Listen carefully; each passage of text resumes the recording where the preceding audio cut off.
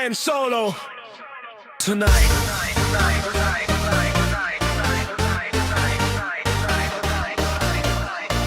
No producer, no guest host, no editor, and no but the audience watching me.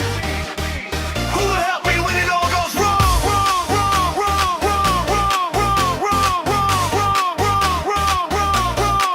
If it goes wrong,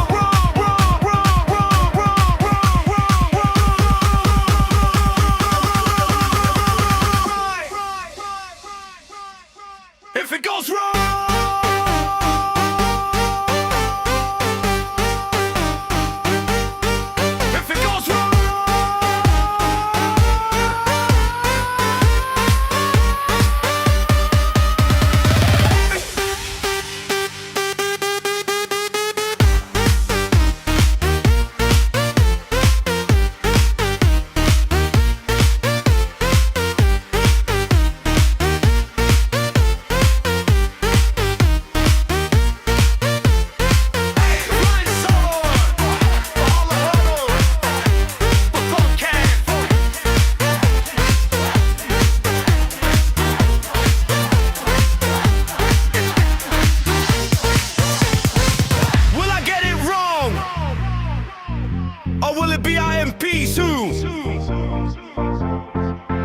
Flying solo at 8 p.m. tonight on the order paper baptized.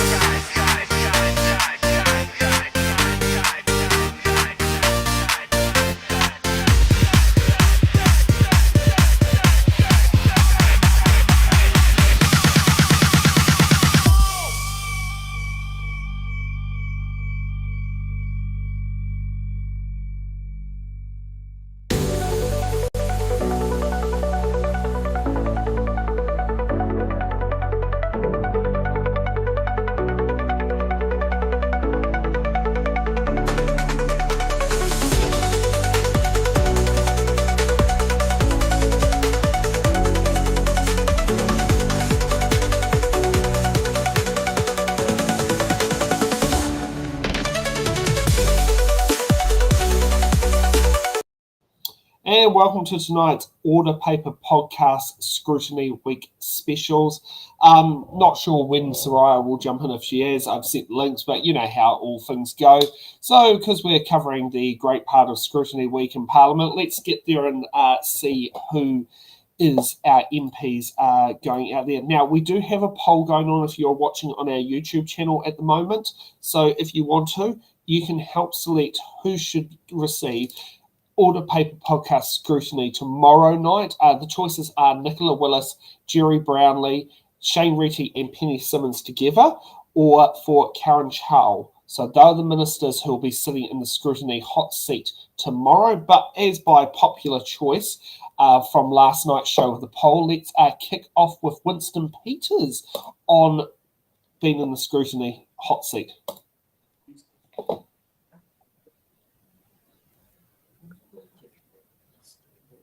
And just bear with us, it's just going to take a little bit of a while to go in. It's a little bit hard to queue these ones up. So, Minister and support team, welcome. Nice to have you here. Thank you. We will do our usual, and I presume you might have done your usual way of approaching this in terms of a few minutes to say a few things and then go to questions, unless you've got a wee sheet for us to do. Both. Okay, we'll leave it in your hands. Well, thank you for making the time for rail this afternoon. We have prepared a record of our achievements in the rail portfolio, which you can read before we take any questions you might have. Yep. Before we hand out that record, which we're doing at the moment, we note the committee has hours scheduled tomorrow with KiwiRail and Ferry Holdings. Thank you. So please reserve operational questions until that time. Today, we would be pleased to take questions that are strategic in nature. And allow me please to introduce the following people. Sue Tindal, the new KiwiRail chair appointed on 1 July 2025. Chris Mackenzie, the chair of Ferry Holdings Limited. Earlier this year appointed. Peter Reidy, the chief executive of KiwiRail, and Sandip Ranchod, the new chief executive of Ferry Holdings, who started in September this year after 9 years leading the commercial part of City Rail Link Limited. Right, any questions? Colleagues, thank you very much. Short to the point. Thank you. Thank you, Mr. Chair. Thank you, Minister, for your time and your written note there. Just have a couple of questions to start around the ferries. The $671 million cancellation costs. Can you just confirm that that is the absolute final costs in terms of the cancellation aspects of IREX? I can confirm that with one exception. We intend to make greater savings of money that looked like it was going to waste. We've already got to over 85 million. So we'll carry on and press on and see how much more we can save. In terms of the new contract, that has been signed and finalised? First of all, that's the shipyard currently building 40 ships, right? And that's the sign off in the last few days. Are you intending to, Happy to send you copies of both. of the not the photos, but the contract? Right, that'd be great. I'm not sure that Did I hold I'll move on to up, my next question. words matter. Did I hold up the contract? No. I held up 2 photographs and said I'm happy to give you those. Is it Don't even try. is it your intention to release components of the contract that has now been signed? Yes, Okay, and when in the fullness of time. what is the nature of the agreements with Centre, Port and Port Marlborough for the next step of arrangements? Those are agreements currently underway and being worked on, given that there are port planning agreements required from them on both sides of the island, of the strait. Clearly, I cannot give you the answer to that now, but there are time dates we've set to try and have it achieved. And they're also in the position, of course, of having, when on the Marlborough side, on the Picton side, a significant amount, well, they regard as that, in the way of reserves for the purpose. And also on this side, there are a number of savings and adjustments being done at the moment, which mean we cannot tell you at this point in time until we have concluded those agreements. Okay, so they're not finalised as of yet. That's what I said. Okay, just checking. Right. Can I just, I'll go next then. I'll go to you. Just can you walk us through just the differences between you've already alluded to some of the differences between the IREX project as it was and the project we're going to get now in terms of the scope of those projects? I've only got half an hour here. It'll be a Just week. brief. Well, perhaps, one of you would like to answer that? Would you like to answer that? Which, sorry, can you, it's just the difference in scope between the IREX project as was and the project which we're now going to get. You might want to put it in outcome terms as well as in physical terms. This is not IREX. It's a completely I new realise project. that, yes. And nothing that related to IREX has come into the new organisation.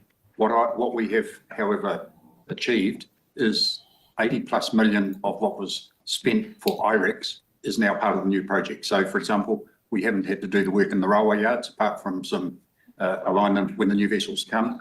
We're not doing anything with the terminals.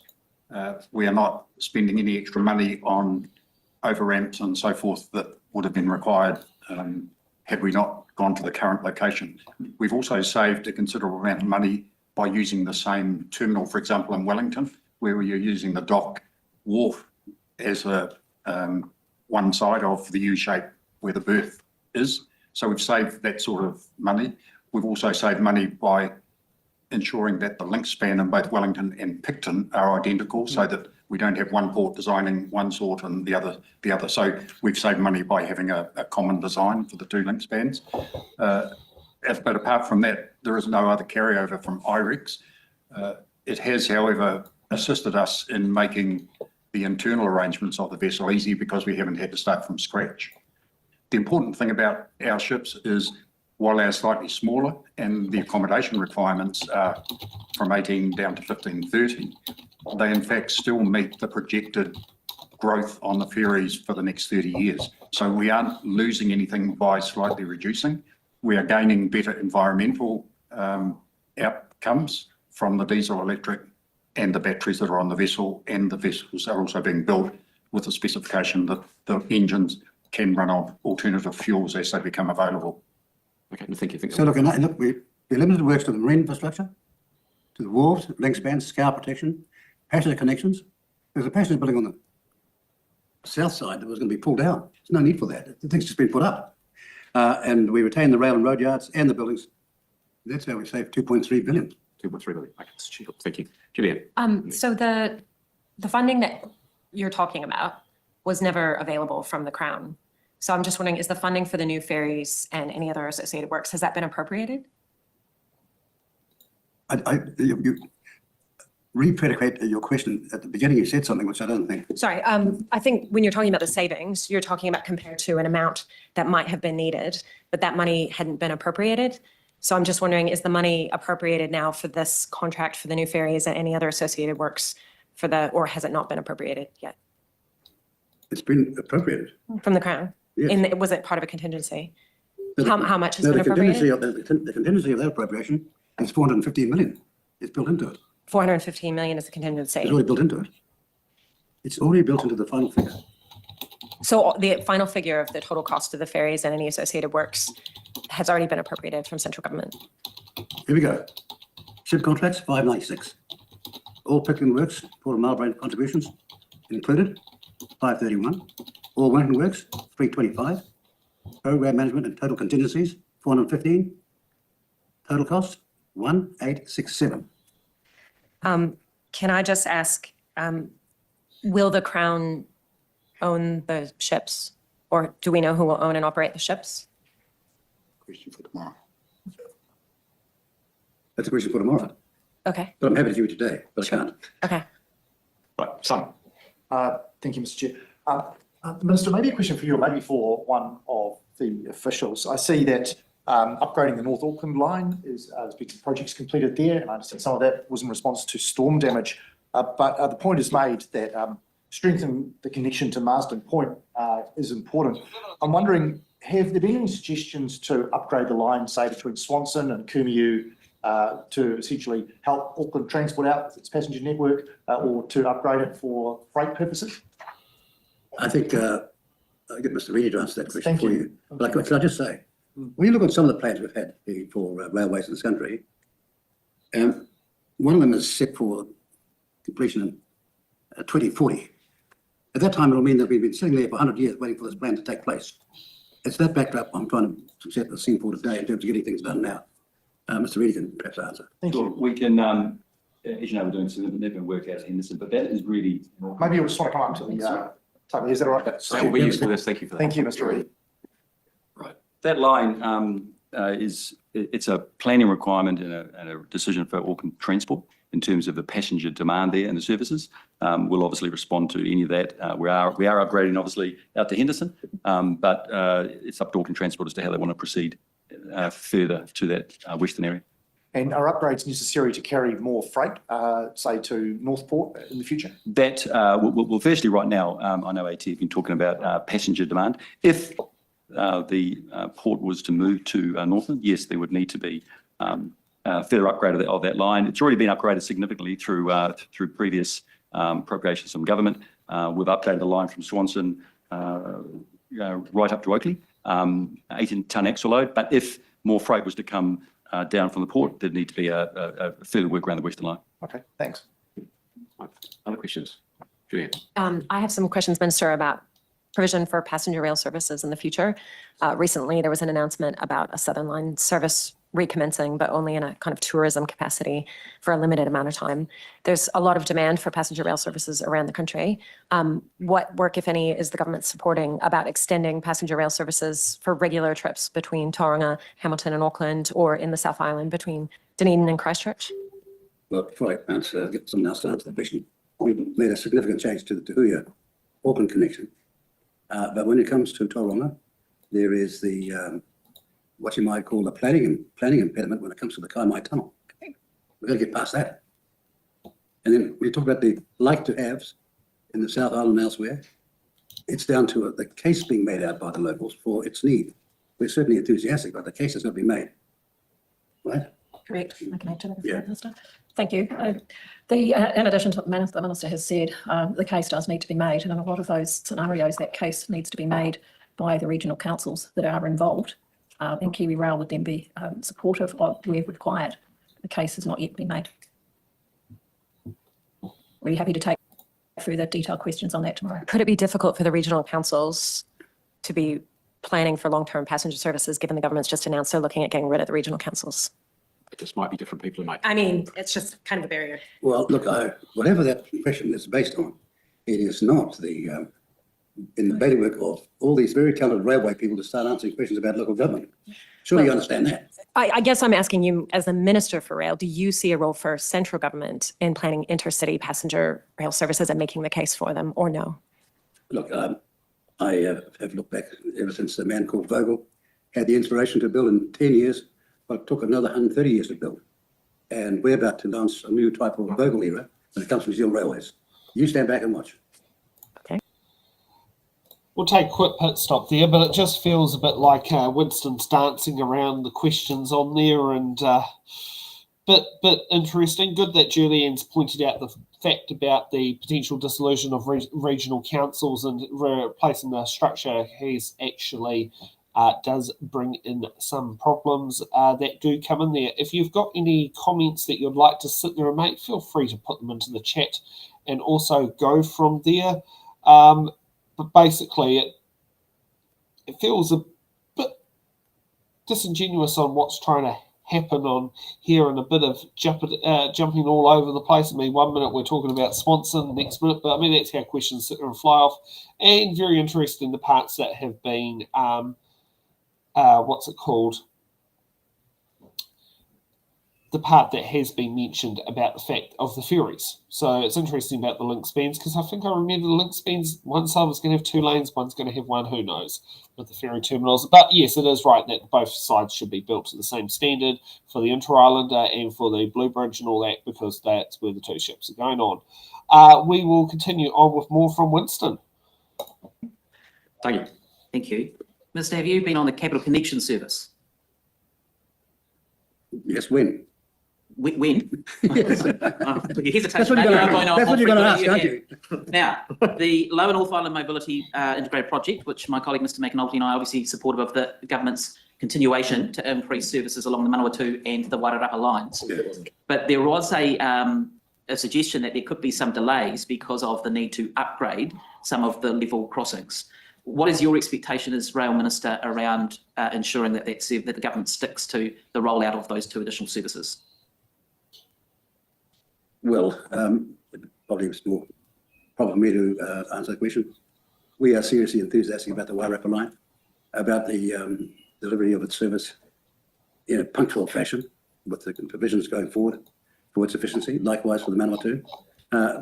We're seeking to turn around the mentality of the New Zealand population, so to speak, but more the mentality of Wellington, or do I say Parliament, about the efficacy of rail going forward. It's a no-brainer, and we're going to put our best efforts into it.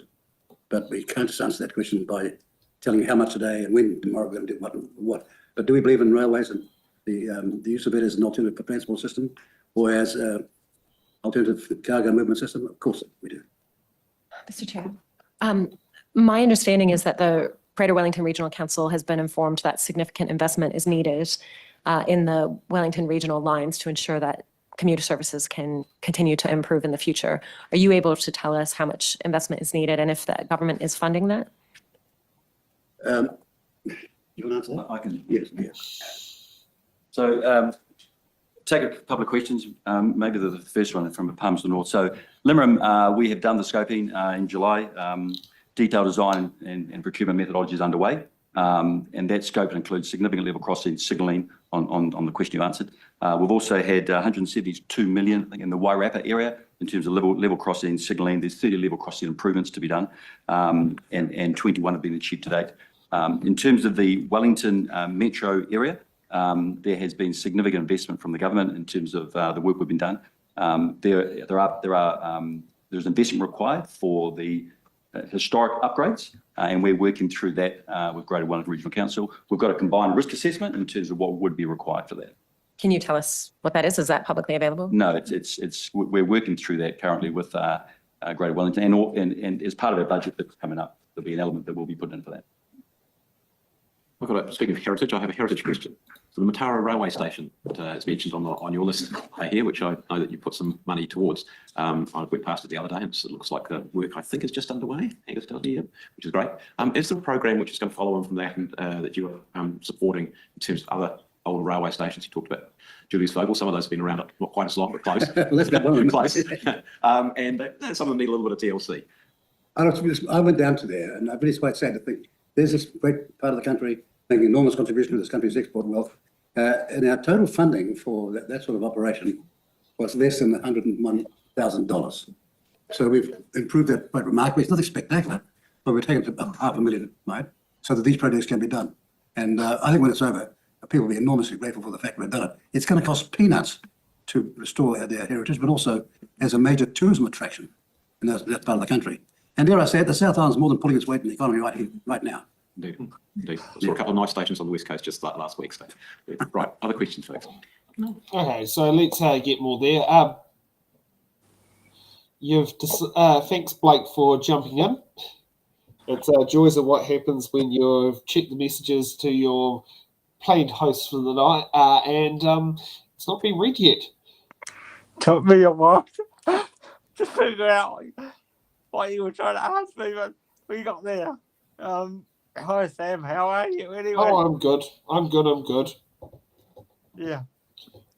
No, the only comment I have about this rail services are rail ferries, rather, because I was watching it today. Let's hope they are wheelchair accessible from the beginning. Unlike the ones on the waterfront, they were supposed to be accessible from the beginning, but never were. Oh, you're talking about the East-West ferry from Days Bay to Queen's Wharf? Yeah. Yep, we do know about that. I wonder if the wharfs are the issue, not the ferries themselves. They're still in debate, by the way. Yeah, so it's that's something that definitely be vital, because it'd be nice if we actually had more frequent services that were for wheelchair accessibility, particularly with the Manawatu and the Wairarapa. Considering I do know that the Capital Connection from time to time has had their wheelchair accessible carriage unaccessible. Let's just say, in regard to the East and West ferry, then I can say that because it's not under that provision yet, several councils are looking at their legal options in regards to the ferry.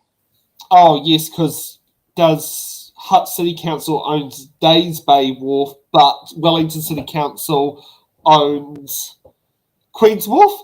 Yeah. Oh, that's such a conundrum. No, but the reason, and sorry to be long-winded here, the reason why they're looking at their options is because they found out in 2022, as we know, last time I was on the show, that it was supposed to be all along wheelchair accessible. So a couple of councils may get themselves into hot water. Yeah. So should we hear some more from Winnie? We shall. Ask a question about freight. Obviously, moving freight around is vital, but what we're seeing in terms of the trend is that freight volumes seem to be decreasing. The current capacity of Inter-Island doesn't have a rail-enabled ferry right now until the new ferry arrives. Are you concerned about the decreasing trend in terms of the volume of freight being used, being transported along rail? And if so, what's going to happen to try and mitigate that? I'm concerned. Yeah. So maybe Peter, you should just stay there. It's easy. No, stay here. Yeah. Sorry. Can I answer the question? The freight volumes in the last year increased 2.7% over the previous year, which is a very concentrated customer base. We had significant volume uplift from dairy, from forestry, timberlands in particular, from Alliance Meats, and coal. And all three exported commodities, grew with rail last year. We've also seen an increase in freight forwarding, domestic freight. For example, one of our larger customers is 18% up on this time last year. So we're actually seeing an uplift. Whilst last year was a tough economy, we did see road volumes come back 1%. So last year was a good turnaround, led by there's an improvement in reliability, improvement in the track condition. We're getting speed reductions out of the track, which is good, and we're getting a consistent reliability for customers. We've gone from 65% DIFOT, which is delivering full on time, to over 90% in the last 4 months. And all of our customers can start to see a change. There's lots to do. And the new locomotives haven't come in yet. There's only 2 on service. So once we get those 65 in, we'll have more capacity for the freight market. So we're very positive about leaning in and fighting hard with our roading partners for a better transport system. About the lack of rail enablement on the ferries at the moment? Yeah, it's actually, we're road bridging, obviously. We'll put a new timetable in place. We're turning the ships around in the time requirement. We know it's a short-term game. Yes, it's more double handling, but we've been planning for this. We know it's been coming, and the teams have actually done a great job. We're in peak now, so it does put constraints on us. But as of now, we've been getting the freight timetables on the ships satisfactorily. Julian, Can I ask about main trunk electrification and electrification? Julian, can I just make sure we're asking the Minister the questions yeah, rather than KiwiRail, because we get a chance to do that later on. Sure. Main trunk electrification. I believe there was a business case that was being completed. I'm just wondering if the government has any intention to carry on with that investment. Does the minister see that as something that is important as part of the future of New Zealand's railways? We see all smart futuristic planning to do with New Zealand railways is important for the future. I think it's going to be, well, amongst other things, it's a very exciting portfolio to have. Really it is, because we're going to bring it alive. And we've got other plans I can't announce here to give a greater injection of investment into railways, not necessarily from government.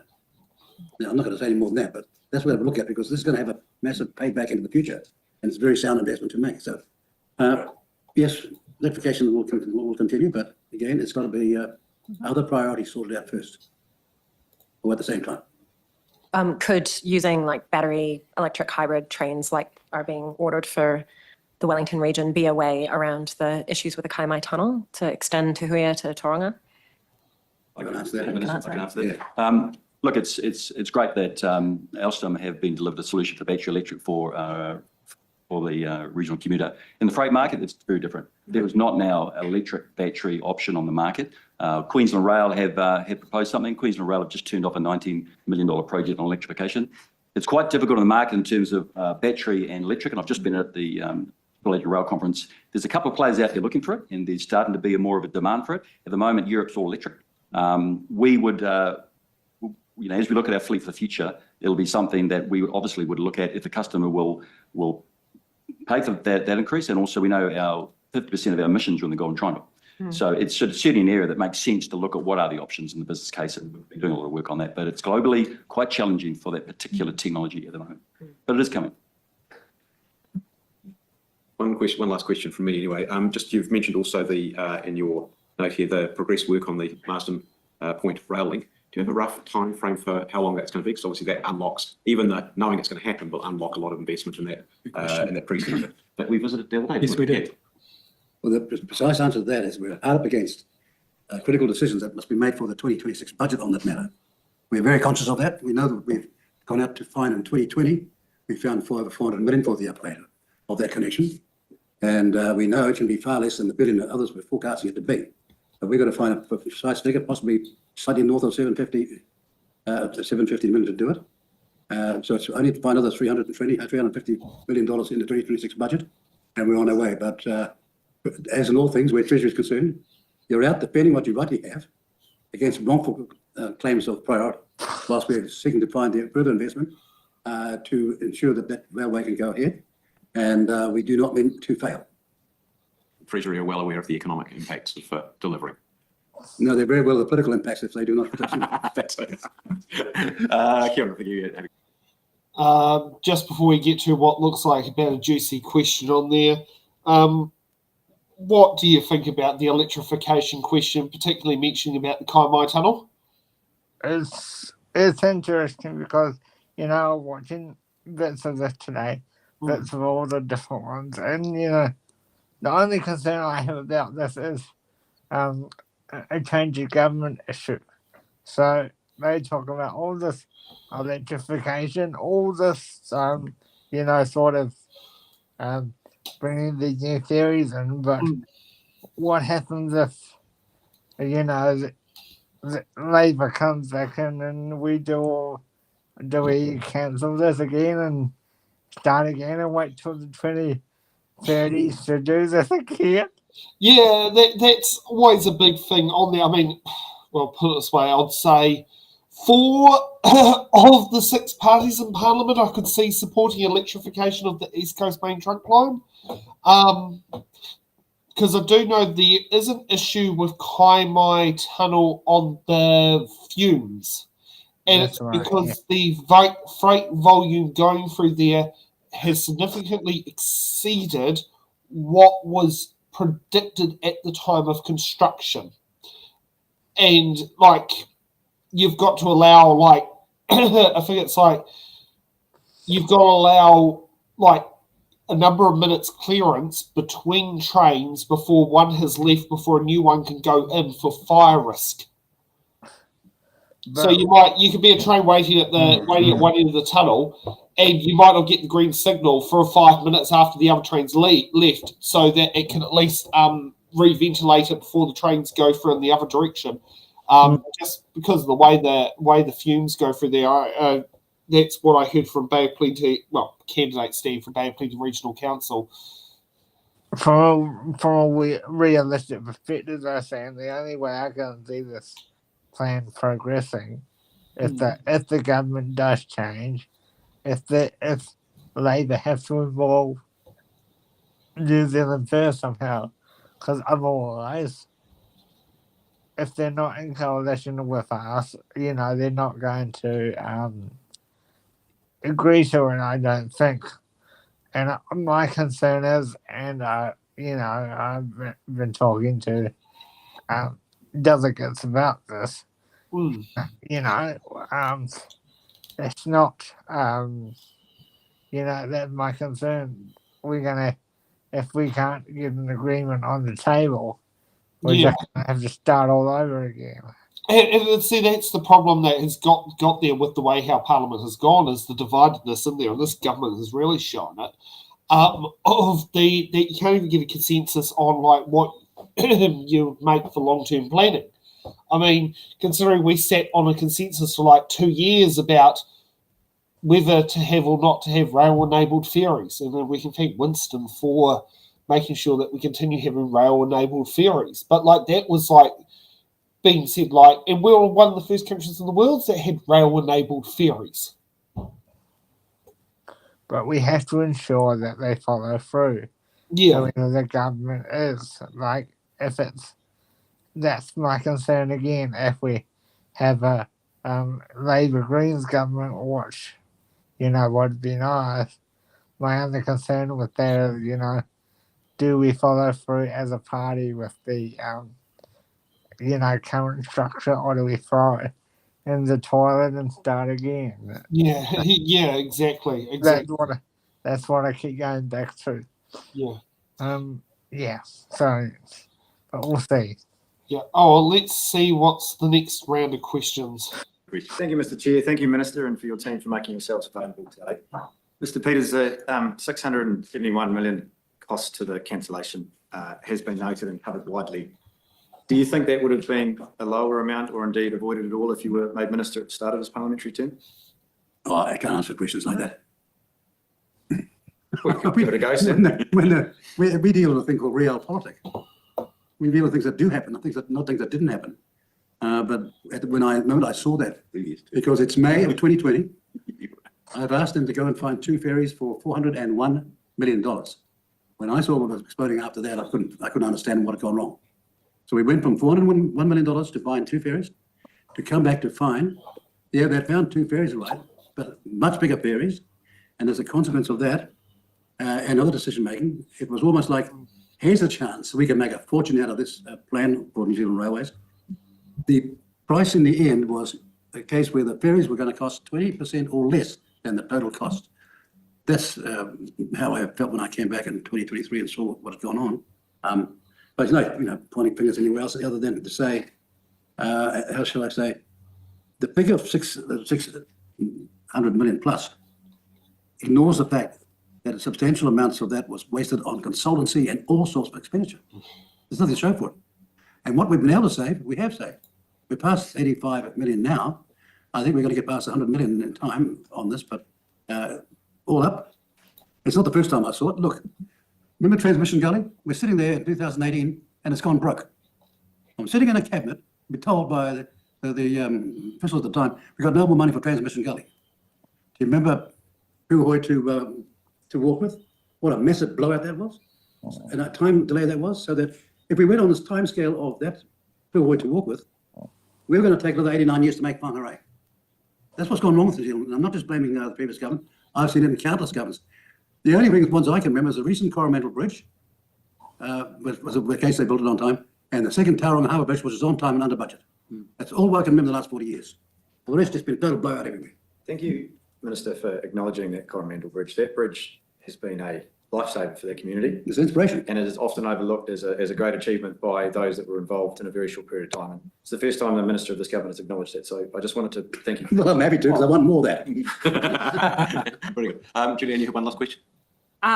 Yeah, I didn't think I was going to get it, so. No, you got it. Yep. I was just wondering, following up on what, the Honourable Kieran McNulty just asked, with any improvements that are needed for the wharves, will that be funded from central government or will it be funded from somewhere else?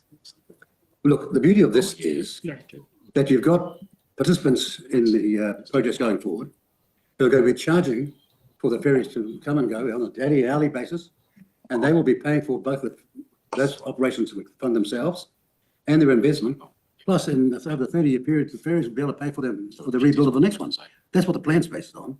So their job is to actually efficiently run the operation, reasonably charge and fairly charge, and as a consequence, they'll be paying their fair share. And both sides of the book straight, the councils recognise that. So rather than the government funding the infrastructure upfront, which was the previous proposal, it will be recouped through users over the time? And two questions you make. You said it wasn't the previous proposal. You said they hadn't put any money aside for it. And which is it? They hadn't put any money aside, did you say 2 questions ago? Or now they had? Well, I mean, the current government didn't say yes to the proposal to appropriate more So they money. hadn't put money aside? Yeah, but I guess can we count it as savings if it's still being paid for by users over the lifetime of the use of the Well, ferries? of course, the user's going to pay in the end because the user's going to get a very efficient service. Okay. Well, we're not offering free transport here. We're offering world-class, efficient, competitive pricing. Yes, the consumer should be very happy. These ferries will be nothing we've seen before here. I mean, latest scale, the most modern scale in terms of maritime safety. They'll have all sorts of utilities on that the people ones haven't got. They're self-sufficient should they have an engine problem, being able to rescue themselves from their own circumstance. So yeah, these are they're state of the art for what we're looking to get. I don't see any other questions. So on that note, thank you very much all for your time, Minister.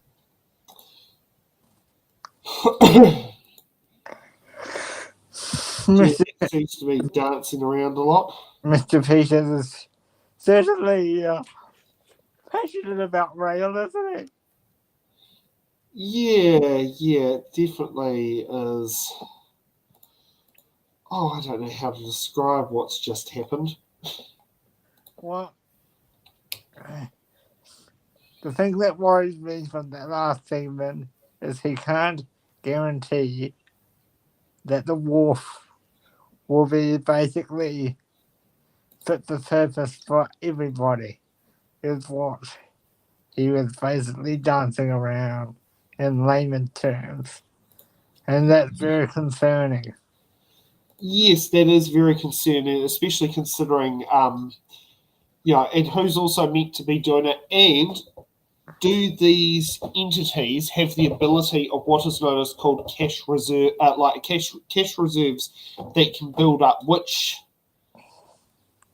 I know regional councils are allowed to budget for on a regional council level, not necessarily for the actual.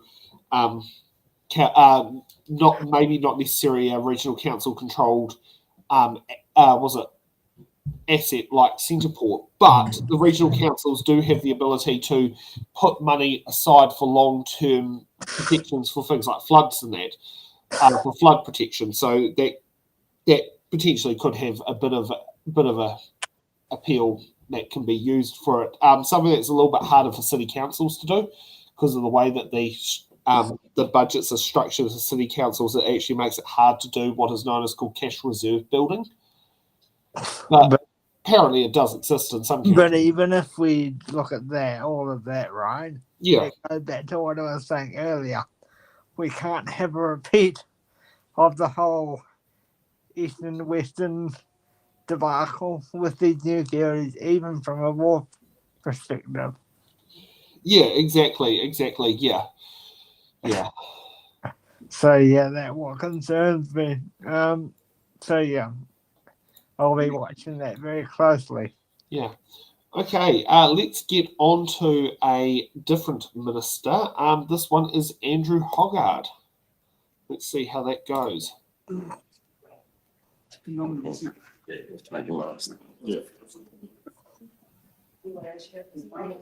this is the one that's got Andrew Hoggard in it. It's always a lot of fun trying to work with these streams of trying to get everyone all lined up. Tony. Right. Just about all in the room. Thanks very much for your attendance today, Minister and officials. So we've got you until 5:30. We'll leave it in your capable hands. Okay, well, thank you for inviting me along. I guess I'll just probably start with, I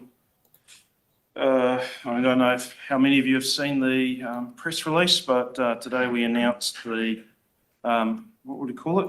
Moving to a confidence of absence around Mycoplasma bovis. So pretty important milestone in the fight against that disease. It's been a lot of hard work from not only ministry, but the industry partners, but most importantly, the farmers themselves. Hell of a lot of them. I mean, Mark, you know this only too well, went through a hell of a lot of pain and anguish with what had to happen on their farms, and that's a massive burden that those farmers sort of bore for the entire country. I know my involvement with the International Dairy Federation, I was hearing from overseas as to the impacts that that disease had on a lot of other countries and their farming systems, and how much of a challenge it was proving to a lot of them having to live with that disease. And so, I think this is a really, we've done something no other country could do in terms of getting to this point. And so hopefully, we're on track by 2028 to have eliminated it. I guess also in biosecurity, worth mentioning, we had the fruit fly incursion earlier, or was it about this time last year, 2 of them, and they were handled very successfully. Obviously, we've got the hornet, I keep wanting to say wasp, but no, the hornets, happening right now, and that's obviously ramping up to be a reasonably sizable campaign in our efforts to eliminate them and remove them. And I think also with HPAI, we've obviously had the program down in Dunedin over this last year to remove that from that farm. That was successful. And then the operational agreement with industry on how we manage that and being prepared for that, that's quite important, I feel. In terms of operational agreements, we obviously had the one around foot and mouth that was also announced. In terms of food safety, I guess the key things I would point to in that regard is just generally a number of areas where we're looking at, I'd say, is removing red tape, trying to streamline the process and system to ensure that we can not add to the cost of food. What do we need to do to ensure that food's safe, and looking for ways of being smarter and more efficient in all aspects of how we do that. And we've got a Food Act improvement plan that's underway now. Obviously, the announcement around cake makers was sort of the first deliverable on that, and there's more to come. And obviously ACVM, that continues, for a number of industry. They're concerned around the timeframe it's taking to get products into the country. We've recently signed an MOU with Australia to try and harmonise our system much more with Australia, so that in future, if you register in one country, then the other country will accept all the work that was done by that other country and only require, what may be relevant to New Zealand in our unique environment. Animal welfare, obviously, I'm sure you'll all want to talk to me about pig regulations. So I guess the key points there I would make, this is about making sure we can have them in the farrowing crates for as little time as possible to save as many piglets as possible. And that is the sole focus around that, of achieving that balance, which is the key thing you're after in farming, is balancing everything up. You can't be siloed in your thinking. I think with that, I will leave it to you guys. Okay, so what we're going to do is focus on biosecurity first, animal welfare, and then finally food safety. So for the last portion of it. So Joe's got the first question. Thank you. Nice to see you, Minister. Thanks for coming along and thanks. Before we get to questions, Yeah. any comments you want to make? Just very briefly on the, we'll get to this more later, but on his initial comments on food safety about doing the, looking at if he could work around that. You know, because one thing I've been flagging to the government around this is, you know, the issues around, especially food sensitive autistic people, for example, only liking certain brands of certain food. And we're concerned that whatever they do has to incorporate that in the future, because, you know, even though it sounds ridiculous to some people, there are some people in society that will only eat a certain brand of chicken nuggets or, you know, fish fingers because of packaging or whatever it might be. Yeah, or branding or the texture of that product. Yeah, we know. We do know about that. But yeah, well, as long as they keep things that up to food safety level. I mean, if it's domestic, it shouldn't be much of a problem. It's more of the imported stuff you've got to sit there and make sure you get right. I mean, in the United States, they have a thing called chlorinated chicken, something that most of the world does not have. No, but what we're trying to say here is that, for example, disabled people should not be restricted to going on holiday just because overseas, just because they can't physically eat a certain brand of food that they have to take with them. Yeah. Well, as long as it meets food safety, biosecurity things crossing the border, we shouldn't really have much issue with that. I mean, I wouldn't want to sit there and take refrigeratable stuff across the border, but you know, when it comes to things that is dry, that is sealed, all that sort of stuff. Some people have to though, Sam. Yeah. And this is what we actually. Yes, you don't want to. Ideally, you don't want to take refrigerated stuff, but some people have got no choice, so that's what we're discussing at the moment. But anyway, yeah, it'll be interesting. Okay, let's get off to first question from Joe Luxton. Team as well coming along. I want to ask you specifically about Kalupa and the Hornet. I'll start with Kalupa if that's all right. So there was a report done earlier in the year that said it was going to cost $9.4 billion, right, to our economy. You disputed that, saying you weren't quite sure, you know, it could be debatable on the numbers. But what are you seeing the impact of Kalupa to our communities in New Zealand is? And if you like, I can rattle through my other three quick questions to go alongside if you want, or do you want to do them one at a time? I'll do them one at a time. So in terms of the impact, obviously we saw with the cyclone, there was a big impact in terms of, for those communities where it all washed up on the beach, big rotting, stinking mess. But in terms of the science of what we're starting to understand is that, yes, I stick by that original statement that perhaps it may not be that much of an impact. We've had quite a significant dieback of it in a number of areas, and also there's been some NIWA work done looking at actually what is the impacts on marine ecosystems. And I think, team can correct me if I'm wrong, but from my recall of that work, it was where you've got the solid mats, yes, there may be some impact, but where it's sparse, actually, I think I read that you actually get a bit more of an environment for microinvertebrates and other things, and maybe the impact isn't so high. Our goal is still to reduce and eliminate, but it's, you know, I guess where we're at the moment, we've launched a strategy on the weekend where we're sort of focused on that education, that control. I think that's going to be the key part of it, is making sure we can reduce down that spread, particularly when we've had this dieback occur. You know, having everyone aware of, you know, when you drop an anchor, if you pick something up, then bag it, bin it, and prevent that spread. And so that's probably going to be one of our key things, is that education, that awareness, utilising the controlled area notices. We've had the research that's been done, so there's the UVC treatment and the chlorine tub have both been reasonably successful. Obviously, we think we can perhaps refine those a bit more and get the costs down. So if we do need to do removal, then those are tools that are available to us. The rover, we are sort of I guess that had been a bit of a slower burn project. There was getting parts and stuff from Scotland. I believe that's underway. Our challenge now is well, there may not be enough caliper to test it on where it's based. So yeah, the mats and up in the Bay of Islands where this was going to be the test bed, they've had a dieback of up to 90 to 100%, wasn't it? Yeah. Yeah, so that might be a bit of a challenge in terms of completing that research because the problem ain't there fixed.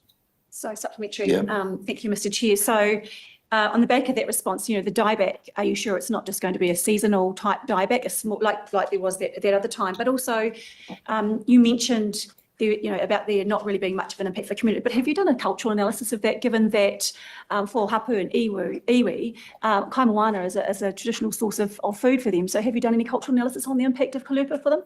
And sorry, what was the first part of that? Was around the dieback? Do you know if it's small? Yeah. So, I mean, we don't know it, and that's part of what we'll be researching more with NIWA in terms of truly understanding what's going on there and having a clear understanding as to, is this just a one-off event due to freak nature event, or is this something we can expect more of? Is this something we can utilise actually in terms of removal? In terms of the cultural impact around fish stocks, like I said, the data or the science from NIWA seem to say that perhaps it wasn't as big as had been estimated. And I mean, John can probably talk to you at some point if you want around what that sort of science is showing. But, I stick by the fact I don't think it's this huge multi-billion-dollar impact at this stage. It's not what we're seeing. But you haven't done a cultural impact analysis? Well, we've done lots of research with NIWA. In terms of, we've heard from the community, you've had iwi have been involved with the steering group and fed into that, and so they've fed into the strategy. So my final stuff then is, do you agree with the assessment of Nicola McDonald, CE of the Ngāti Manuhiri Settlement Trust, who said government isn't taking it as seriously as they need to, and if not, why not? Well, Nicola has been she was chair of our strategy group. She put forward the strategy to us. I think we have paid a lot of attention to this. So, we've invested in the last 2 years, $15 million or about that into this in terms of finding solutions to remove it. So I think that given the tight fiscal times we find ourselves in, it's a substantial investment in it. Mr. Chair. Right. Going to move on to Mark. Thank you, Mr. Chair. And sorry. How awkward is that to have something you're trying to get rid of that there's not enough to get rid of to test it? The thing I found most astonishing about in that segment is their own chair of their ministerial group is telling them that they're not doing enough. Now, you're talking about chair of the organisation doing it, not the chair of the select committee who's working from home and having to have his deputy chair in office. No, the lady that Joe mentioned. Oh, yes, yeah, because Mark Cameron, the chair of the select committee, is working from home. Sorry, just to explain that, Jan, because ACT seems to make it out that it's it's unproductive by vibes. And the other issue I have with this is my concern is they don't do it properly.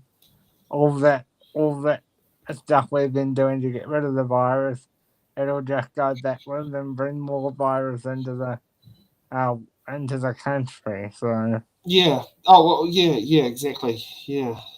We just hope they do this properly. One other thing I will say is on a personal level, I have met Minister Hoggard a few times, and he seems like a decent bloke. Oh, he's knowledgeable. He's how do I describe it? He's one of those ministers who will leave a positive mark that no one will realise. Yeah. That's the thing. The other thing is he has been was it president of Federated Farmers, so he does have a bit of an interest from being in the industry of agriculture to actually not have agricultural go down the drain by poor biosecurity measures. But like I say, although brief, every time I have bumped into him, he seems like a very receptive, decent bloke. Yeah. Oh, let's continue from Mr. Mark Cameron, who's working from home. Sorry, everyone, for my absence. I am in isolation, waiting for a transplant of all things. Minister, thanks so much for your time today. Biosecurity is obviously a huge issue. The M-Bovis announcement is fantastic, and full disclosure, as you noted, I have it on farm. And this is perhaps a question as much for you, sir, as John sitting behind you. T29, we acknowledge that maybe the vector was semen amongst other things. The question I really have is, now that we've learnt through this program and all the difficulties the program presented to farmers, if T29 was potentially semen, why wasn't T21? That's probably more of a science question. I don't think anyone ever said it wasn't. Yeah. So could you say that for the record so I can hear that? Sorry. So Gray said he didn't think anyone had actually said that T21 wasn't the result of semen. I think from what I've seen, most of the evidence now is pointing to the fact that it was imported semen that was the vector that caused this. Yes, thank you, Minister. And do you think in the early parts of the program, obviously we hadn't had the learnings that we now have, that mistakes were made in terms of how the program was officiated, given the mental illness, wellbeing issues that were often part of, herd eradication, do you think? Well, obviously I can't speak to that as minister, because I wasn't a minister at that point in time. But I was obviously involved in the periphery through Federated Farmers. And I think, if you look at changes we're making to the Biosecurity Act, we've put in a number of learnings from the M-Bovis program into the changes to the Biosecurity Act, like having the disputes panel has been formalised within the Biosecurity Act. Obviously, early on, there was, farmers didn't have the same point of contact, and also there wasn't that support for them. I heard many stories of people who would ring up one week and then the next week they'd call the same number, but it was a different person they were talking to, and that did cause a lot of stress. I think those lessons have been well and truly learnt going forward. Thank you, Minister. Right, next is Suze. Hi, thank you for being here today.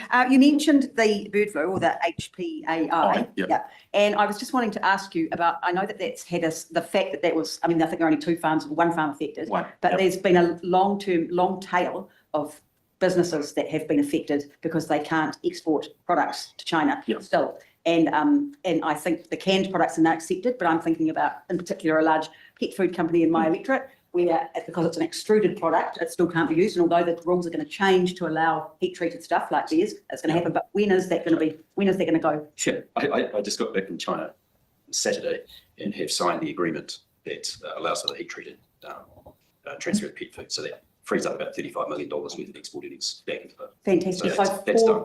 For those guys, when can they put them on the ship and start sending them over? What does that mean? I don't know the exact date, but essentially... this year or next year? It's December. China Customs and I, at my level, have signed the agreement to allow for the transfer of pet food. I don't know if there's any further export. What they'll have to do is they'll have to publish an overseas market access requirements update so that all companies can get on and do that. So I imagine that'll happen this month.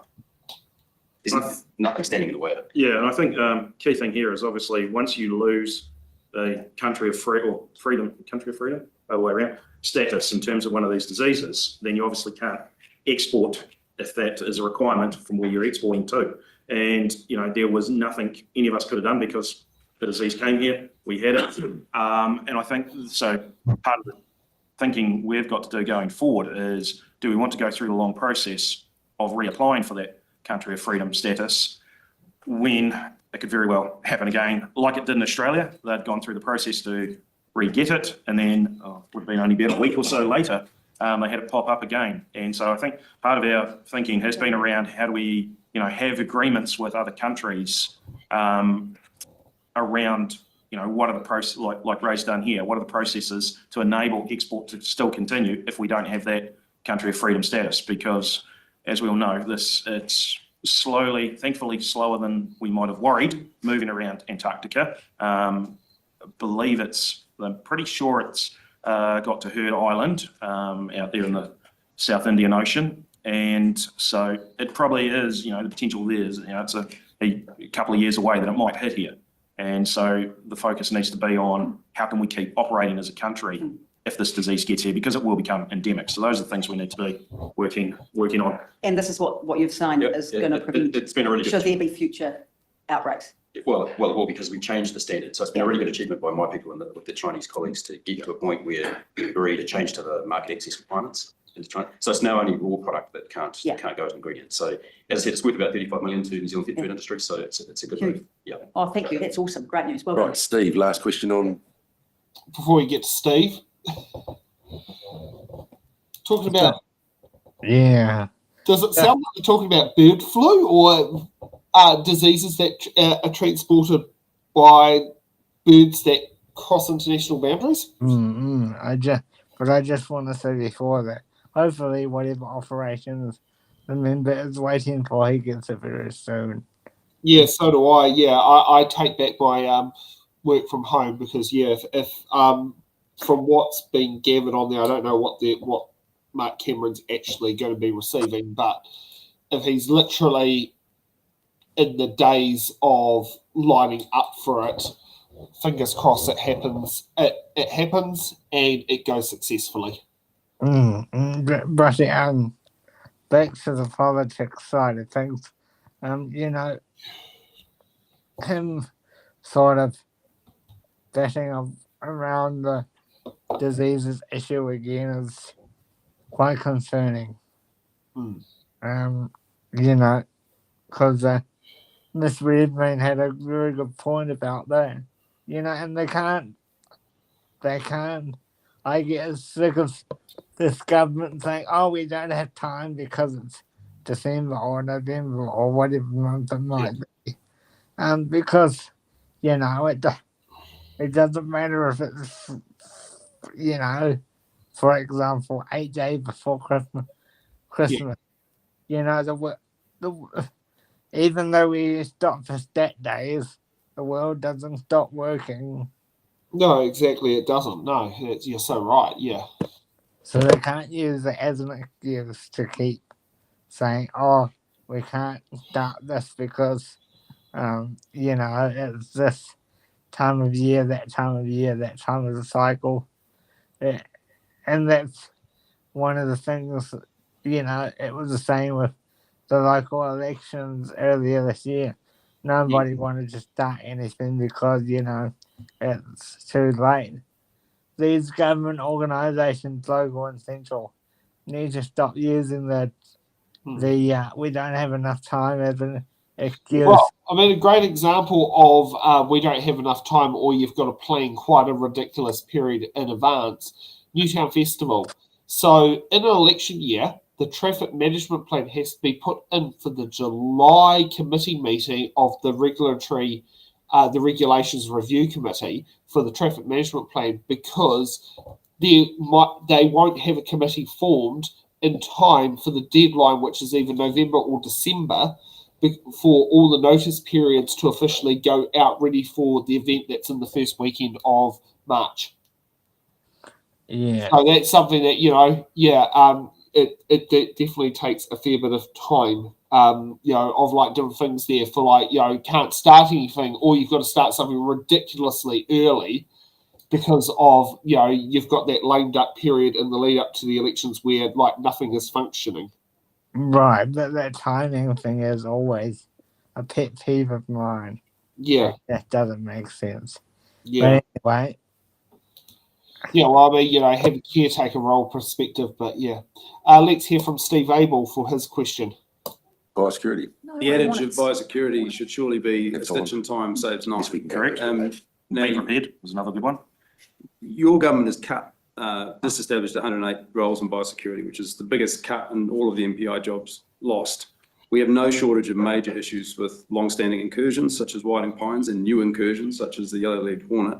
And whilst your government has, in a sense, been the beneficiary of decisive action around Mycoplasma bovis by the previous government, and we're all glad that that's been dealt with, is there a risk that your legacy, Minister, will be that we'll see whiting pines getting worse, Madagascar ragwort getting worse, and yellow-legged hornets taking hold here because you've actually cut the biosecurity defence net that we need in this country. Well, I dispute that, and I think a number of you have sent in WPQs that I've seen recently asking what those job numbers were, and I can't remember the number off the top of my head, but correct me if I'm wrong, the frontline staff in biosecurity had actually gone up.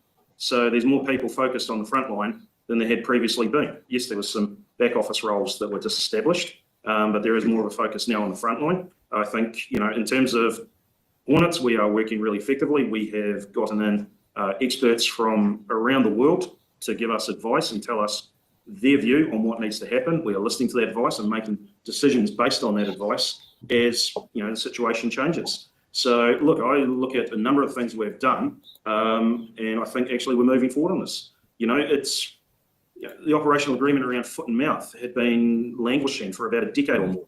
I gave a clear direction that I wanted that sorted, and it got sorted. Fruit fly, we sorted that out. Avian flu, we've sorted that out. So I think the team is doing a damn good job, and they're being effective in managing these issues. No, probably not. Yeah, no, we're going to have to move on to the next topic. So, Steve Abel raised some good points. I mean, I'm a bit on the fence about Steve's comments here because, for me, you can't blame Minister Hoggard for the Hornet thing because not all of that was his fault. And to say that, to blame him for it is a bit harsh. Yeah. Well, before we go, let's get our super chat from Lord Alex's super chats.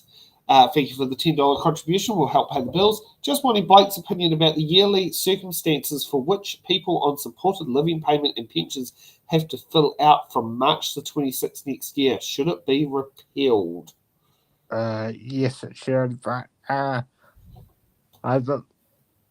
Sam will be able to tell you, but I think we'll be back later in the week cover that more, so I might be able to speak to that more. I'm questioning from March the 26th next year. Is there changes to supported living payment that they review things in theory more frequently? Yeah. So you got to do it under the new. You got to do it every year, unless it's a very extensive circumstance. Which that can be a good thing or a bad thing depending on the way how it's executed. I mean, in principle, checks and balances are great, but the execution of it can always be quite damaging, especially if the execution of it is literally making a patient go from ground zero back as if it's like a fresh application, not an update on the existing application, like your situation. We're not in Harry Potter. Miracles are not going to happen. So, yeah. Two answers to that, though. Yes, so hopefully all going well. We can talk about that later in the week. If not, I'll be here most of the week, so in the comments at least, so I'll be able to write to you, Alex, in the chat at the very least. But hopefully we can organise with Nick or somebody to come on later in the week and talk about that a bit more in depth. Oh, thanks for that, Lord Alex of Super Chats. And for those who are watching, please remember we've got a poll going on, and please help us decide who we're going to scrutinise the most tomorrow night. By the looks of it, Nicola Willis is currently winning the race, but Jerry Brownlee is coming a second. I was hoping someone would actually sit there and vote for Shane Reidy / Penny Simmons or for Karen Chow. So, I don't quite want it just to be one of them. Was it just to be Jerry Brownlee and Nicola Willis? I'm not surprised that Jerry's winning by a landslide, especially what's going on with our good old friend Mr. Rivers today. So, yeah. Yeah, it's something that is it's an interesting one because we could potentially fall foul of it as well with our stuff because we have started doing a bit more shorts that cover our footage, but our footage is showing the footage of Parliament. So that could be a bit interesting. But then on the other hand, every video has a link to the full video. So that's something in there. Oh, this is getting interesting. Someone's definitely having fun with the voting aspect in there at the moment, just because I'm seeing the vote go around. Okay, let's kick off with the next section of Andrew Hoggard. We're moving on to animal welfare as a theme for the next section of this hearing. And Rachel has a question. Thank you, Chair.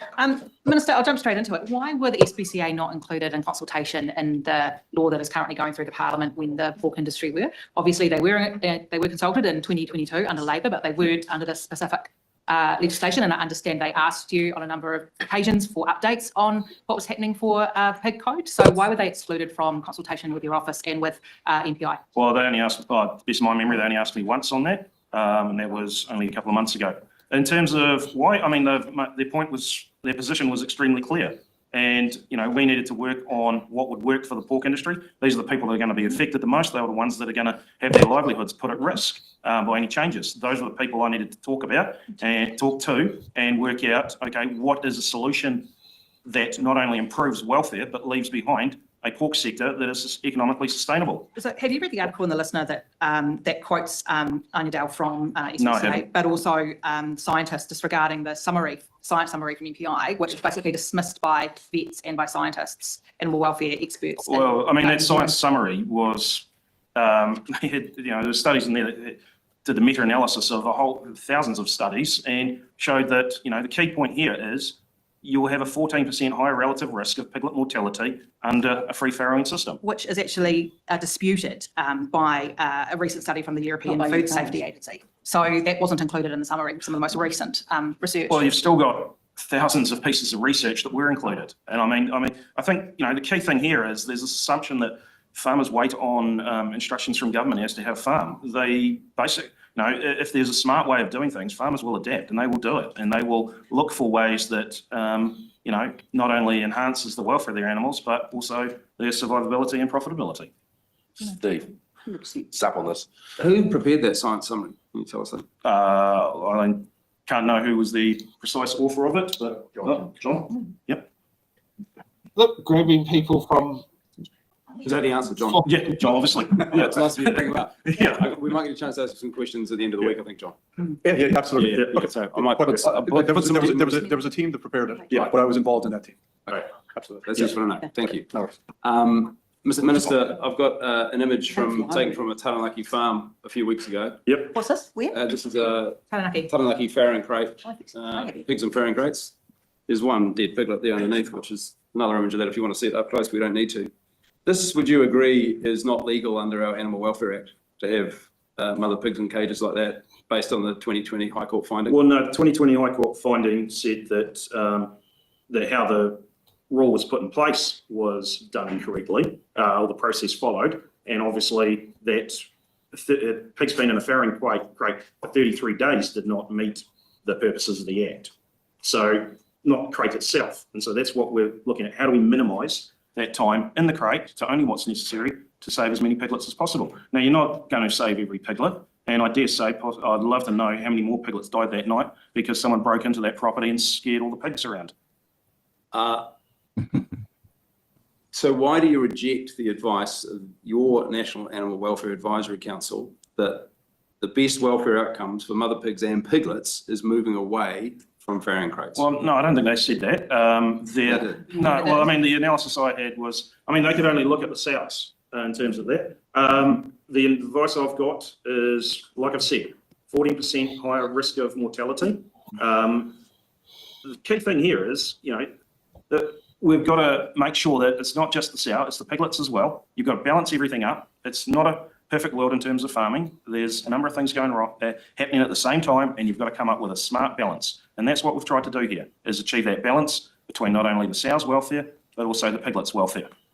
One of the reasons you've articulated for the choice you've made to keep farrowing crates going, the status quo for another 10 years, and then a change to the weaner and grower piglet cages, but not a change in the size of the farrowing crates, a reduction in the length of time that sows must spend in those only after 10 years, is the cost to farmers.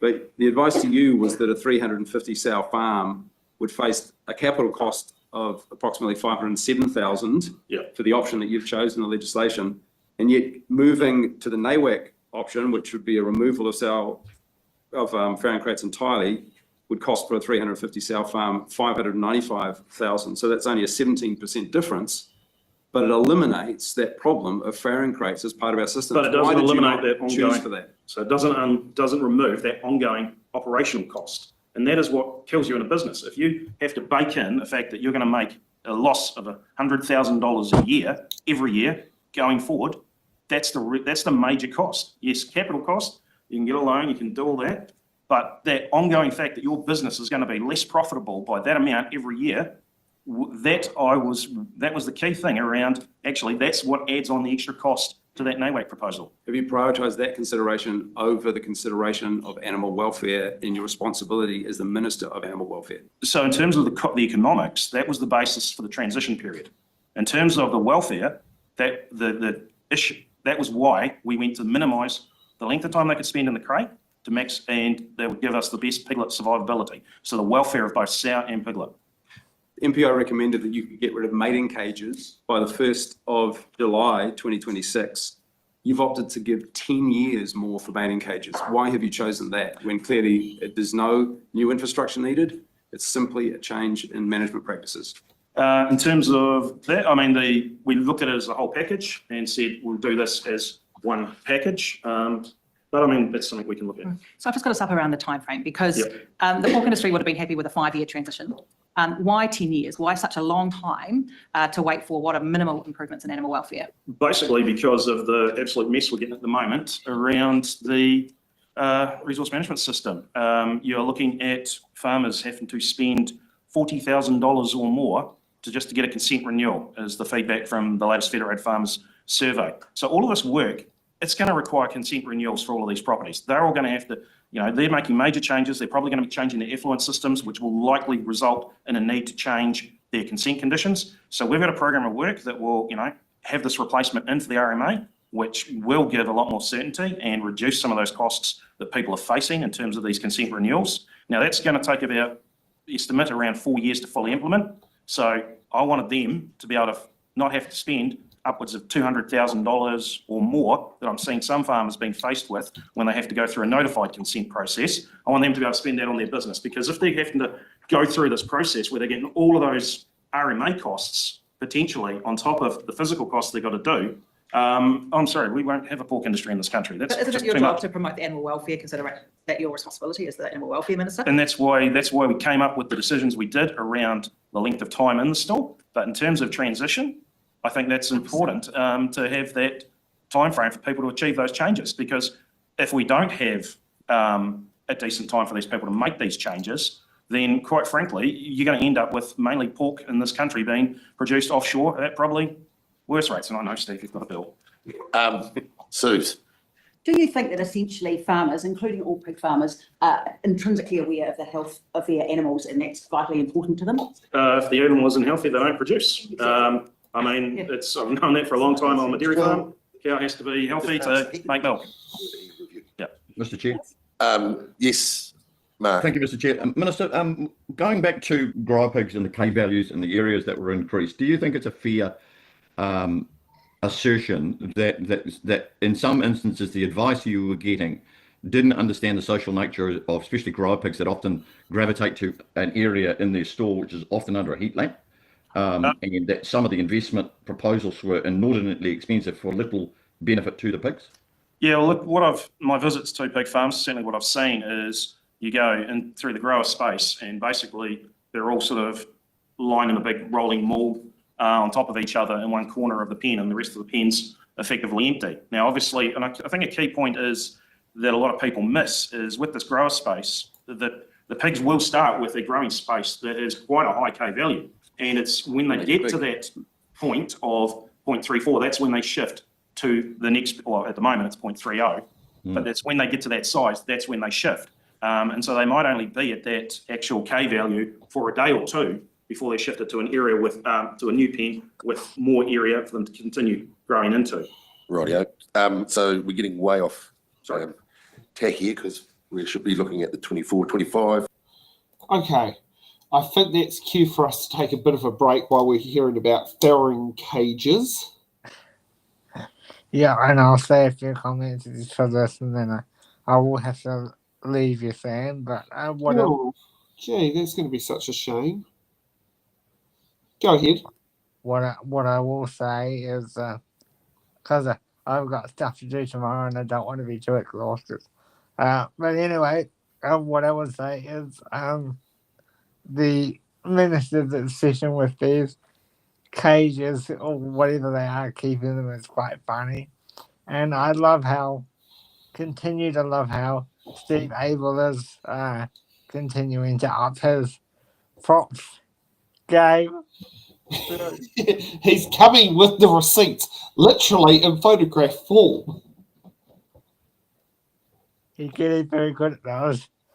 And I love the comment up here about the Star Wars reference. Oh, the Andrew Hoggard looks like a failed bounty hunter from Star Wars. Okay, I don't.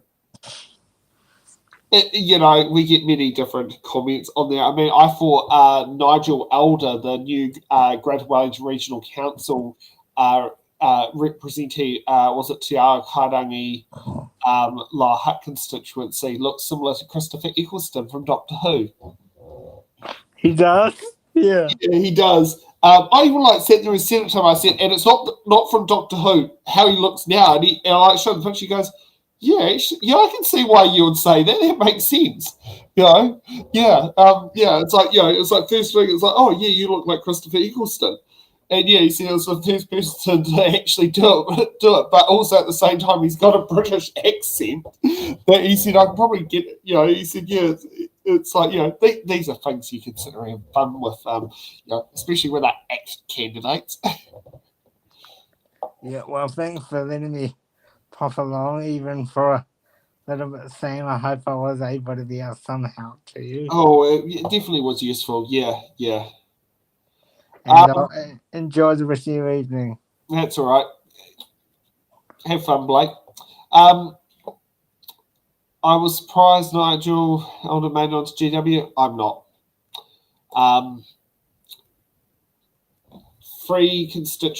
There was a three-person constituency, and all you need is about 26% of the first preference and redistributed votes to get on there. So I'm not surprised for that particular constituency. Other areas, it would have been, if he was an Upper Hutt, he would have had a much harder battle. It was the area he was in with the number of positions available and the way the STV voting system works. So effectively, that's the reason why if you look at Pukehenau, Lambton Water, Wellington, how Nicola Young keeps coming through in every single election, or how Ray Chung came through with Whangangi, Onslow, Western. So those are the things to do there. Let's get more from the Primary Productions Select Committee on Scrutiny Week. Financial year. So Steve's got another question. Yeah, in terms of 24-25, a different line of questioning on live animal exports. What work has actually been done on completing the commitment to reinstating live animal exports, and why is the timeline blowing out on that? Is it in the too hard basket, and is it something your government is quietly kicking to touch? Well, the work has been completed. It's in front of Cabinet in terms of those discussions. I can't really go into. When can we expect some? When I've got something to announce, I'll announce it. But it's still in train? It's still there, yep. In June, you said that legislation would be ready soon, and we're nearly 6 months on from that point. So have you got an updated definition of soon? When I've got an announcement to make, I'll make it. So is it still soon? I can't really say. Is it because other coalition partners are starting to get cold? I can't talk about what happens in Cabinet, you know that. Right, we're moving on. Hang on. We've got to move on to food safety. Right,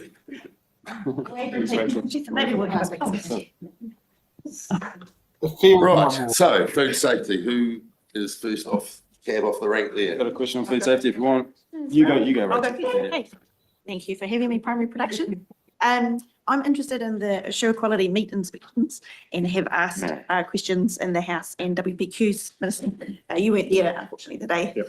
Right. I did watch online. Yeah, good. Yeah. Exciting. And so probably these questions are similar to that. And Yep. one of them is the jobs loss, or the potential for jobs loss at assure quality with the changes that you're consulting on. So there's 650 trained assessors. What are you expecting to happen to their jobs? Well, I mean, that's all up for consultation at the moment. Nothing's been decided, so I can't say whether there'll be job losses or not. What I can say is that this model is used by 17% of the industry, and there hasn't been an issue at all with any meat coming from that part of the industry. So on the 17% then, the minister who responded to my questions, I asked him why has there not been any risk assessments done? No. And he said potentially that 17% that you refer to was the risk assessment. So have you asked for any risk assessments, or are you basing this all on? Hang on. Mr. Chair? Yeah. Does this relate to this financial year? Oh, No. yes, it does, because of course, these meat inspections that the minister is talking about have been going on for some time, Well, if you since 2013. If you could frame your question in a way that's around Well, either the financial year or planning.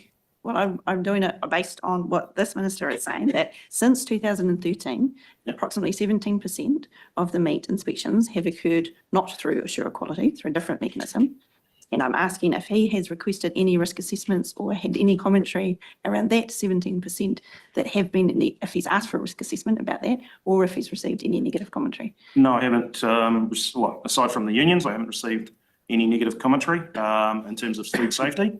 I'd also point out that, correct me if I'm wrong, but this applies to domestic meat for consumption as well. So the same system, right? Yeah. So we haven't seen any issues with domestic meat supply at all.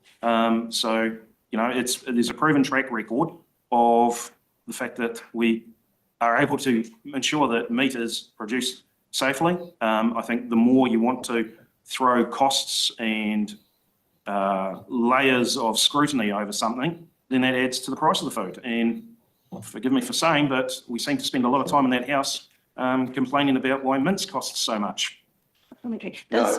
Steve's question. What do you mean? No, I've hardly asked any questions.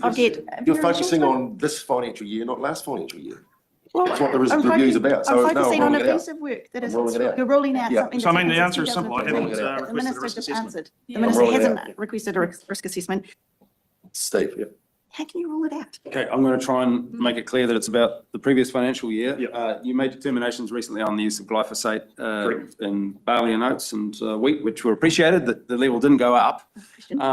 What is your knowledge of the use of glyphosate as a desiccant on crops specifically grown for cow feed, including baleage, straw, standing grass? I would have pretty sure that it isn't allowed under my supply and condition agreement with Fonterra. It isn't. I'm pretty sure. I could be wrong. I don't recall. It has been I wouldn't know actually. Yeah. So I can't recall. I know there's been discussion on it. Do we have any rules? Can I offer some thoughts? Yeah. Yep. I believe you are correct. I believe you are correct. It was discussed and proposed, but there were no preconditions that said it was prohibitive activity to spray out a crop before it was harvested. Yeah. So it's prohibited activity? No, it wasn't a prohibited. It wasn't. It's not a prohibited activity. Yeah. It's off-label use that's not prohibited. Not prohibited. Sorry, it's not used. I mean, it is. You use it to spray out paddock. Yeah. Yeah. So that paddock will be going into crops. Yeah, Yeah. before you plant it. Okay, but what about using it? So what are the risks then where it is being used as a desiccant for crops that are specifically grown for animal feed? Are you aware of those risks? Well, it's no.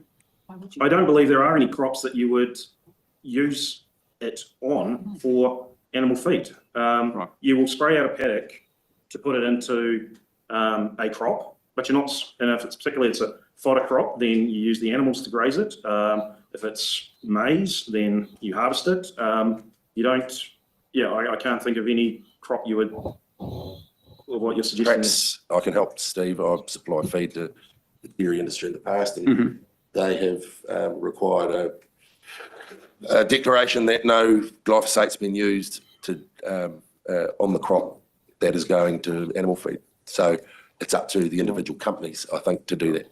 And is there Vince, any, do you want to chuck in? I've got a final one, is on, which perhaps you can answer as well, is on the monitoring of residues in not only food crops, but feed crops, and also potentially in animal product that has come from feed that may have had. In terms of residue monitoring, there is a program that MPI Food Safety NZ have. Perhaps Vince, you can Sure. talk to that. Probably the most relevant ongoing monitoring program we have for glyphosate, and that would show up if there was a problem with animal feed, is milk testing. Yes. So we do test for glyphosate as a core part of our milk testing. Yeah. We have never found glyphosate residues in milk. That would be a very quick indicator if we had a problem with feed. Secondly, feed is not covered by the Food Act, but the food that's produced by the feed is. Right, Rachel, you had a question? Yeah, thank you. Going back to meat inspections and the relevant year, I'm interested in I've got 2 points and I'll say them both so you can answer them both. One is, Minister, you responded to my earlier questions talking about the domestic market. And I'm wondering if in your view, the same rule should apply for the domestic market as the export market. That's my first question. And then my second one is, are you surprised to learn that I've had people contacting me saying that they are very concerned about the 17% at the moment that doesn't go through issue equality, and that there are problems and that there should be a risk assessment? Okay, in terms of the first one, do I think they no, because obviously other countries set their standards as to what they want. That's their decision. We've got our own standards as to what we think is appropriate. If we were to go to standards that perhaps were at equivalent to our highest country we export, that may be, quite frankly, over the top, then that's adding cost to New Zealand's consumers. So our focus is on what do we realistically think is important to ensure that food is safe and available for New Zealanders. In terms of, I've got no idea what comes into your email inbox. I'm sure there are unions that are upset by what has been proposed. This is in addition to the unions. The unions are very upset about the potential loss of 650 jobs, but I'm talking about people who are talking about the existing 17% that don't go through the issue equality mechanism. Well, like I said, it's been operating for a long time. No actual issues have been showing up in any inspections or product testing or anything like that. And no risk assessments, and you're not going to ask for them, is that correct? Or will you, after this now, ask for one? To be quite frank, probably not, because I think we've got better things to spend our money on. Thank you. Right, time is up, we're at time. 5:29, I'll make it cheap. Well, that's interesting what's coming up around food safety. God, it feels a bit dull. But interesting about how not all meat inspections are going for issue equality, and it's definitely some very interesting, useful things that are on there. I will quickly see, can we find the Minister for Agriculture? Just a moment, there was meant to be one about the Minister of Agriculture, but I don't think we can find that one. But the other one we can also find on here would be the health one with David Seymour. Just a moment while I go and find where David Seymour health.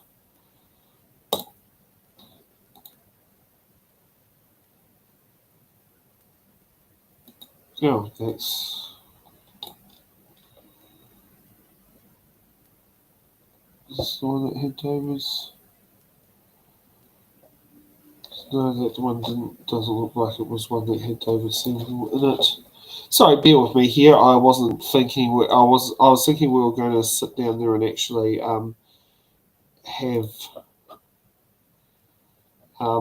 wasn't sure that we'll get David Seymour, but yep, we found it. So yeah, we're in luck. So let's kick off with seeing David Seymour in action.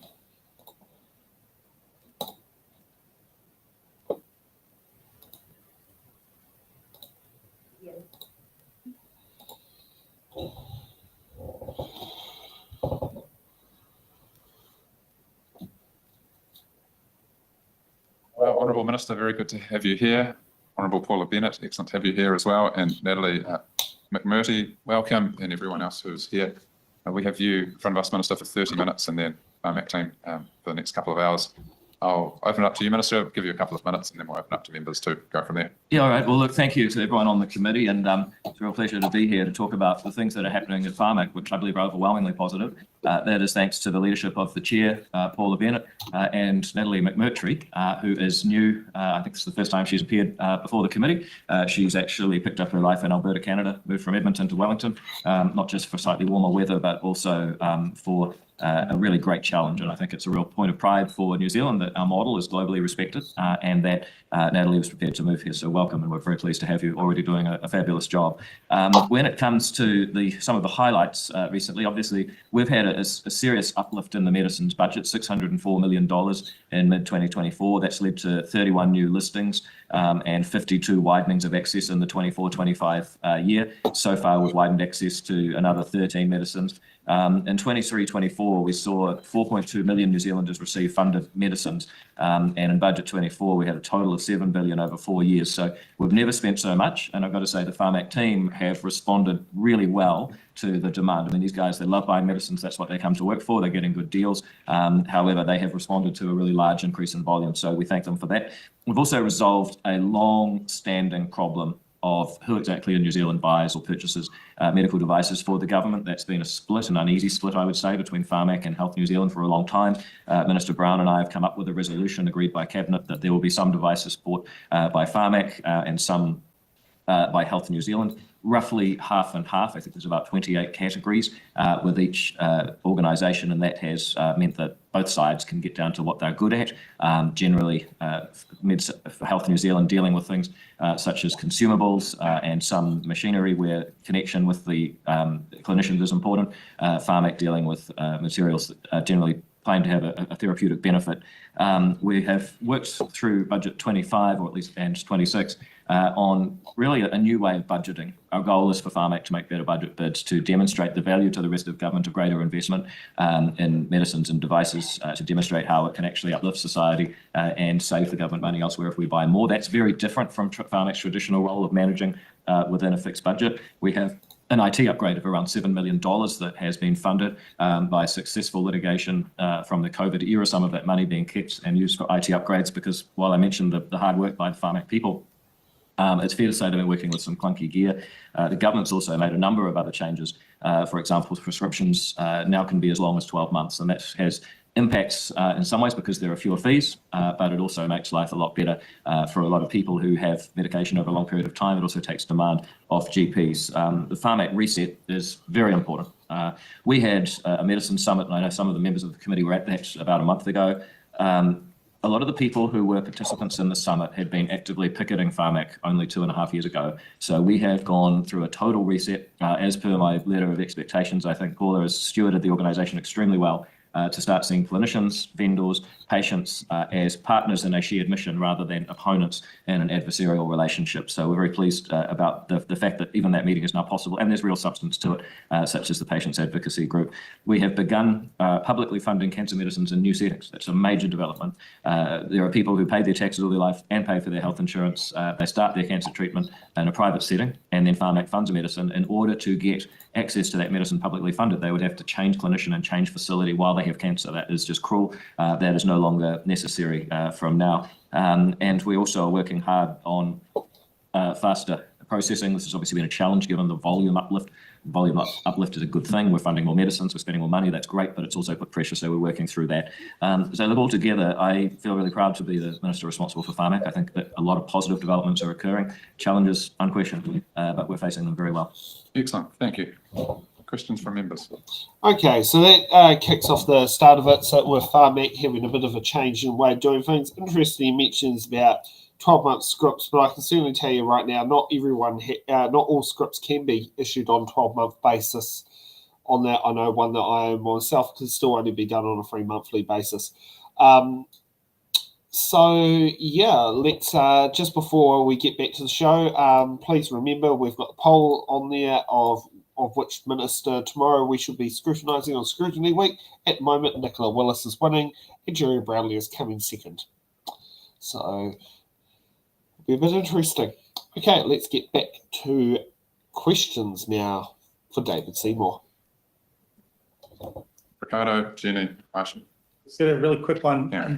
On page 58 of your report, noting your comments you made around building confidence in patients, why do you think that despite all of that, there's still a increase in the number of critics within Māori, and that you haven't really made much progress in relationship to an increase in Māori trust and confidence in Pharmac? What do you think you need to do in order to achieve that? I think we need to deliver medicines faster and better and have a more compassionate relationship with clinicians, patients, and vendors, and see it as a shared enterprise rather than an adversarial relationship. All of the things that we're doing, there's no reason to think that Māori are different from anyone else in the way that they would respond to those goals. Do you think any other government policies could be contributing negatively to this lack of increase in Māori trust in Pharmac and the health system? No, I don't think so. I think to suggest that Māori people somehow bring prejudices from one area to the next, actually, I think you'll find that we're quite sophisticated. Jenny. Oh, thank you. Noting that coalition government, New Zealand First National and ACT wanted to ensure patient voice was at the centre and were involved in the decision-making processes, how has Pharmac worked to achieve those coalition commitments? So if you look at someone like Malcolm Mulholland, I mean, for years, the most vocal and often the most trenchant critic, he is now chairing the Consumer Advocacy Committee. So we have brought people who used to be picketing outside Pharmac, inside Pharmac. That was unthinkable. I want to credit Paula with that, and also our new Chief Executive, Natalie. So that is one thing that we've done. And our general approach in my letter of expectations to Pharmac has been, look, there's only 5 million of us. We've got shared problems. We don't have time to fight each other. And that is the spirit that they seem to be taking on. Thank you. Thanks, Mr. Chair, and with your forbearance, a set of related questions. The culture review that you instigated, why hasn't it been reported in full? I think I'll let Paula answer that. Yes, sorry. Yeah. It was the board that commissioned that work. So certainly from our perspective, it does go into staffing issues, and it went into quite a bit of that. And so the advice that we got was that actually doing the executive summary was enough for that. And can you describe the patient workshops that were held last year and who initiated those, the Minister or the board? Well, the Minister was very clear in his letter of expectations and in our regular meetings that he wanted, as the member quite rightly said, patient voices being heard a lot more. And I felt that, so it was a board that actually commissioned those workshops. I felt like it had got to a stage where there was sort of almost such a divide. And we did have an opportunity with myself coming in the chair and things like that. How could we capitalise on that to actually close that gap? And I felt for us to do that, we had to look eye to eye. We had to be able to take the honesty, and the bluntness of some of the hurt that had gone on, and to do that we had to do that face to face and in a room and genuinely not run it the Pharmac way, actually run it their way. Hearing that there was significant concerns being raised by patient groups, what steps did you take as a board to make sure in a setting where tensions might be high, those concerns weren't unreasonably personalised at staff? So for the first one in particular, staff were not there. So there was the board were there, and I want to acknowledge Dr. Margaret Walter from the board as well. So only board members were there. There was no staff members there at all. And then in the second meeting, not for all of it, but for some of it, there were staff members there. From that perspective, I felt like I was there to try and be the buffer if needed. Thank you. A single employee got a $357,000 payout in the year under review. Was that former Chief Executive Sarah Fitt? It's an employment matter, so that's as stated in the annual report. There was that one payment that was made under employment under their employment contract. When did you advise the Minister that an employee departing Pharmac would receive a $350,000? I don't think I ever gave the Minister a number. It's confidential, and it's what's to be expected in negotiations for someone, cessation payment for someone leaving. This is a $2 billion a year operation buying medicines for 4.2 million New Zealanders. Having the right leadership at the head is absolutely critical, and I think the board's managed it very well. That equates to at least 8 months of salary of the highest paid individual at Pharmac during that time. Do you consider that to be good use of taxpayer funds?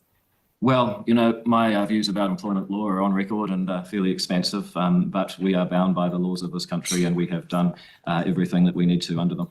Did you bungle your management of Sarah Fitt's exit and cost the taxpayers $350,000? Well, I wasn't involved as the minister. That is a That's a board question to Ms. Bennett. issue. And as far as I'm concerned, the board has operated very effectively in challenging circumstances. As I said, you had a group of people who were protesting outside Pharmac are now inside the tent working together on challenges for New Zealanders. I think that's a good outcome. Cam. I think the changes that have happened, as we've seen in the last 9 months, with having Brendan Boyle in an acting role and now with our new chief executive, the truth is we were in negotiations, as you would with someone exiting. They had an employment agreement.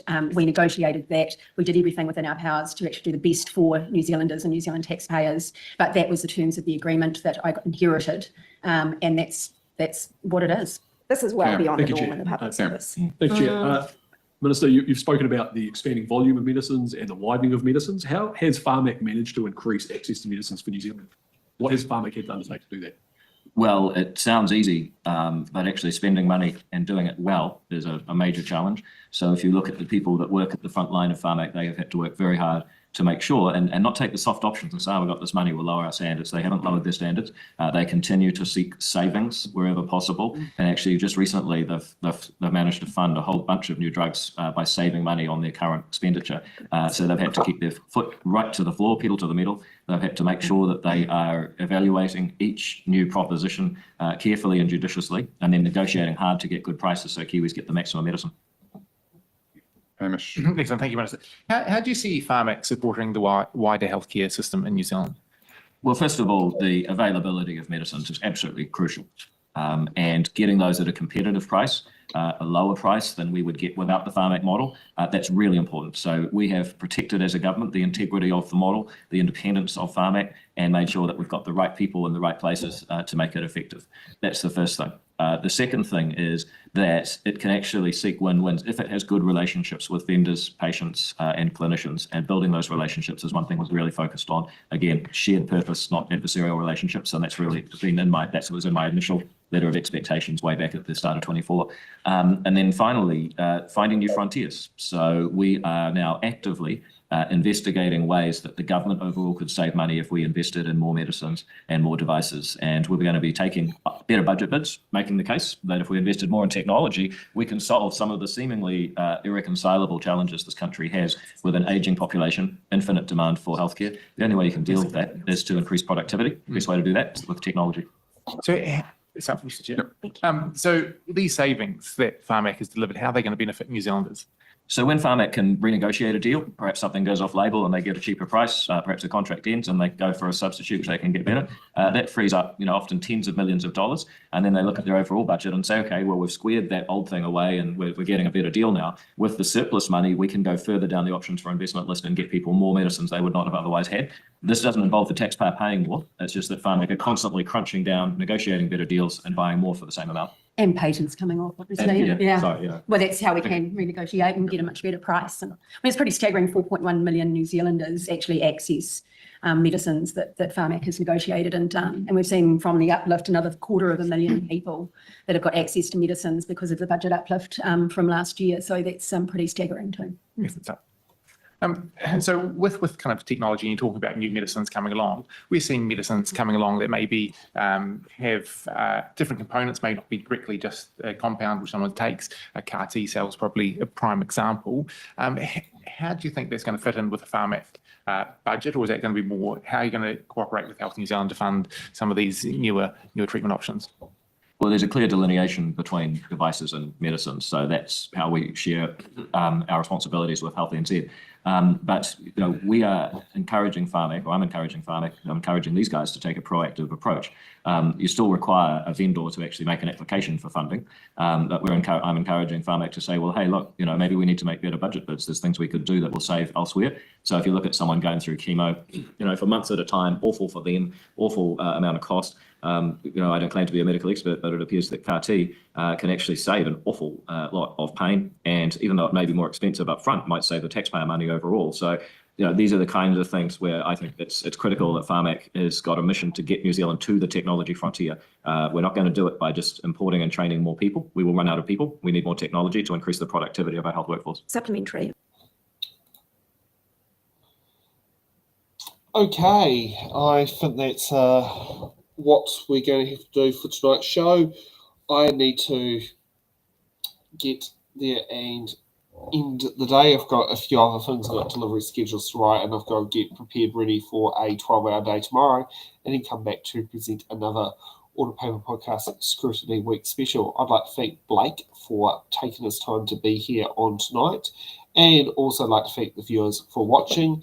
Going by our poll that is here on YouTube, pretty much basically people would like Nicola Willis to feature as the first person for Scrutiny tomorrow, followed by Jerry Brownlee, and there's not really much appetite for Shane and Penny or Karen, but you never know, we could always have time that sits there and goes and gets with that.